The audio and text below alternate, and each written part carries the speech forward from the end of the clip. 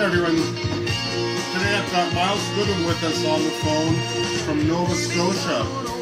Here's a bit of background on Myles. In 2016, Myles released his autobiography, Just Between You and Me. More recently, he also released another book entitled Elvis and Tiger. For Myles Goodwyn, it all started in Nova Scotia back in 1969 when he formed April Wine with the Henman brothers and their cousin. April Wine's first album in 1971 entitled April Wine gave us their first hit, Fast Train, and things took off from there. Myles Goodwyn released his first blues record just a year ago called Myles Goodwyn and Friends of the Blues, and this album is nominated for a Juno Award for the 2019 Blues Album of the Year, and that's at age 20. Hi Myles, nice to meet you. How are things in Nova Scotia? They're great. There's no snow on the ground. Ah.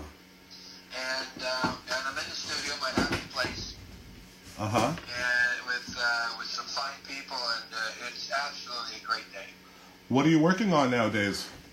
The Friends of the Blues too. Wow. I love the first album. Just what a pleasant surprise. Something so original and so fluid. It sounds like you're having fun again. Oh, absolutely. No, absolutely. This is great fun for me because it's using different tools as a songwriter. And Basically what I wanted to do is write some blues songs, sing them, and have blues guys play them, so that's what it's all about. it's amazing how you got some of the musicians to come out of the woodwork. How did that all work out? Well, I just thought of people that I'd like to have as guests, and some of it was easy. You know, they were people that I already know, and other people I didn't know. I had to introduce myself, and then get see if they were interested by sending them some tracks.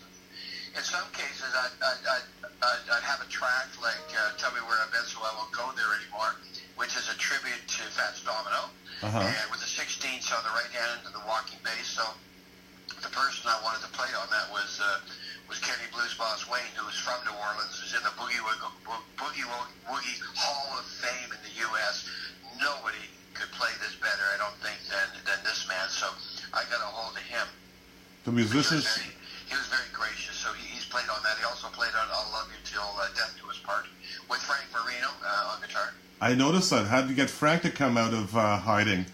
Well, Frank's been a friend of mine a long time, so we just call each other every year or two, and we talk a long time, and that's it. So, I just called him. I said, first of all, I have a song called A Brand New Cardboard Belt on the album, and there's one part where they talk about Sally Ann. She's a friend of mine. I like to shop there from time to time. Her clothes are ragged, but they're nice and clean, and they're experienced. For Frank goes, wow, like Hendrix, right? So it was just like 3 notes or 2 notes, and after that I said, okay, now you got to really play. You got to play a track, and I love humor in the blues, so I wrote a song called "I'll Hate You to Death Do Us Part." You're like a mule with a broken leg, and when I have to run you down, you broke my heart, and I'll hate you till death do us part. So I had him play off Kenny with that.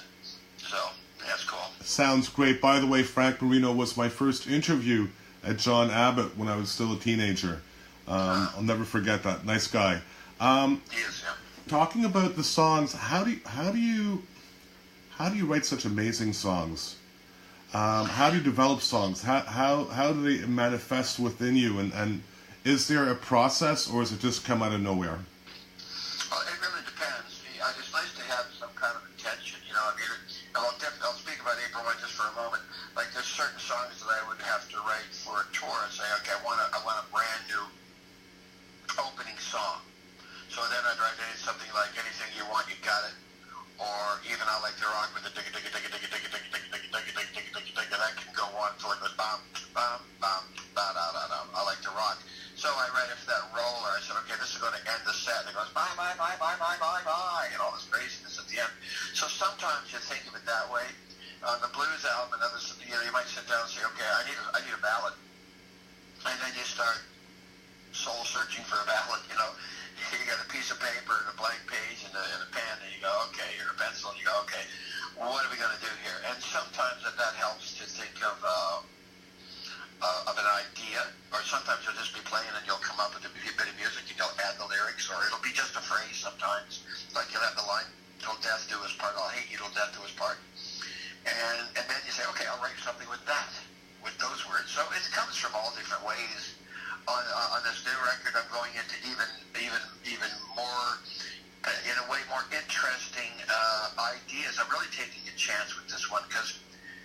never released a blues album before, so when I release Friends of the Blues based on what I hope to do, and it's nominated for Juno I as know. Album of the Year, I know I'm in the right track. I'm going down a good road.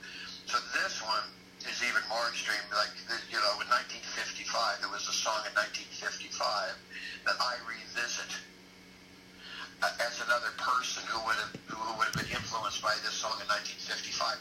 It's a really kind of strange thing to do, and I don't want to say any more, but it's working for me. So I'm just hoping it works for everybody else. It's just having fun. It's your imagination. The sky's the limit as far as I'm concerned. You know. What are some of your favorite songs that you've written? The ones you're most proud of? Oh, I don't know. I like Roller. I mean, I bet, you know, I don't know about that. It's hard, you know. I have another project that I'm doing as soon as I get this one out of the way, and it's a very personal project. You know, I have a working title of something like These Days. You know, I just call it Myles Goodwyn, These Days. That's my reference. That will change. And these are songs about things that have happened in my journey today, up till today, and also how I'm feeling these days and my perspective on life. So it's a very different kind of album. It's not blues at all. It's very organic and very acoustic and experimental and stuff. And, you know, I don't know how it's going to turn out, but I feel that some of these songs are some of my best songs, songs that are very, very old that I've never had. I never had the opportunity, or I didn't want to do anything with them until lately, and I want to do these things. It's kind of like me writing Just Between You and Me, my memoir. You know, I realized around 2007-8 that I wanted to do this because I felt my children, my family, my close friends needed to know what happened in this journey, because I sat back and I heard what other people were saying, and I knew that so much of it was incorrect and wrong, and because I never ever said anything, I felt it was time. And so the album's kind of like that. I wrote my memoir. I just told people what happened, and I had collaboration, I had credibility and backup. So if somebody out there said, "Oh, that's not true," you know, and think of me being this awful guy that fired this bird and fired this, or did this, did that. Well, I have collaboration and credibility too, as I explain what really happened. And so, you know, so nobody can say that didn't happen, because it did. And so my book is very, very truthful, and that's what it is. It was a Toronto Globe and Mail bestseller. Also, last year I put a new book of fiction called Elvis and Tiger. So anyway, with this album, These Days, it's the same kind of thing. It's very, very personal. It's almost an extension of Just Between You and Me. And so when my daughter was born 30-odd years ago, the night that I came home and wrote a song for her, that will be on it. When my youngest boy got diabetes at age 6, there's a song on how I reacted about that's on there. There's all kinds of very personal stuff and new stuff, and there'll always be humor in my music. And there was in April Wine, and there is in the blues, and there'll be humor as well. So, so I forget even your question anymore. But Well, it's great to hear you talking about a whole bunch of things. And my favorite songs maybe have yet to be released. I don't know. But the stuff that has been recorded, I have many favorites. I really do. Some of them are right on this blues album that I really, really enjoy very, very much. And there's April Wine stuff that we've done over the years that I really enjoy. It's hard to pick, you know, single them out right now. I was thinking, listening to some of the blues songs, they would have worked in great with the April Wine repertoire as well. And I would love to hear a bunch of those songs on the radio. I think that we need to call up our radio stations and let them know about this new album if they haven't heard about it yet. Well, the thing is, I disagree. I don't think there's anything on that album that suits April Wine at all in any shape, way, or form. The other thing I like to say is this gets airplay all over the place. That's why, like, it's been on the charts in the States now for 47 weeks. Wow. It's still in the top 30. That's amazing. It's been number 1. It's almost a year, and it's still in the top 20-something. It's all over the United States, in the States, as well as in places like faraway places like Australia and England and all this kind of Europe. It's a success record that gets a lot of play, but you're not going to hear it on, you know, on the top 40. Right. It wasn't intended for there. I have no interest in that. Right. That top 40 in America doesn't have any smell to it. No, especially not anymore. maybe going back 50 years ago. No, the record's where it's supposed to be. It's getting lots of play and support. It's very, very successful. I hit a run, knock on wood, and I'm very grateful. And I'm trying to go back up to that and do it again, but we'll see. I can't wait for the next one. This one's amazing. There was a bit of a, I guess, resurgence or a little bit of a change in your life in 2008 when you had near-death experience.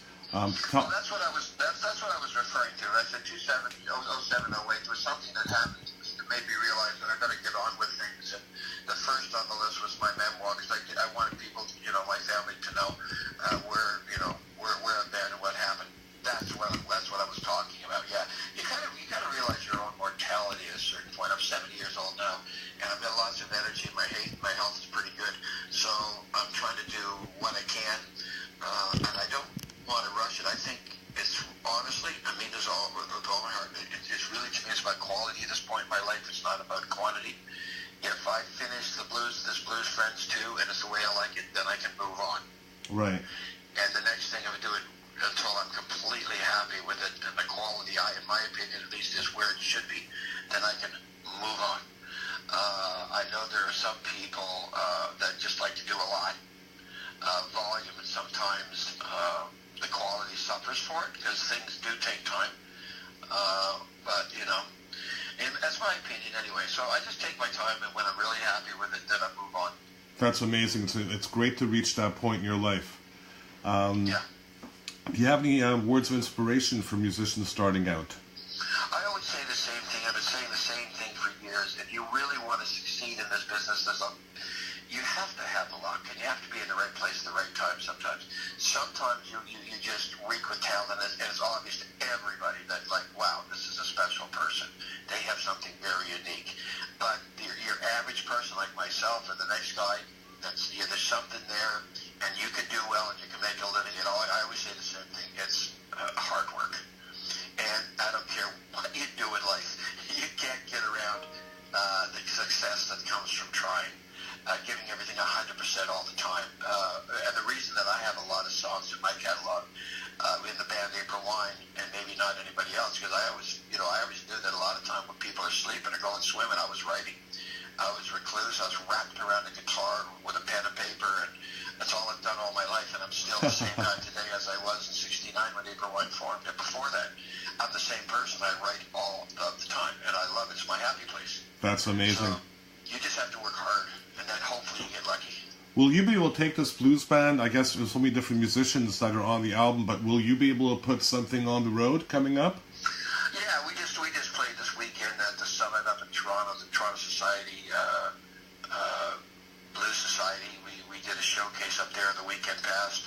My band is myself, obviously, Ross Billard on keyboards, okay. J.R. Smith drums, Warren Robert on guitar, and Bruce Dixon on bass. That's my band, and we've done just a couple of shows. We're hoping that 2019, because of the summit and the success of this blues album, that we'll be able to go out and do a dozen dates or so. Well, we hope that you come close by. Last quick question, Myles. Have to ask you, whose feet are on the first April Wine album?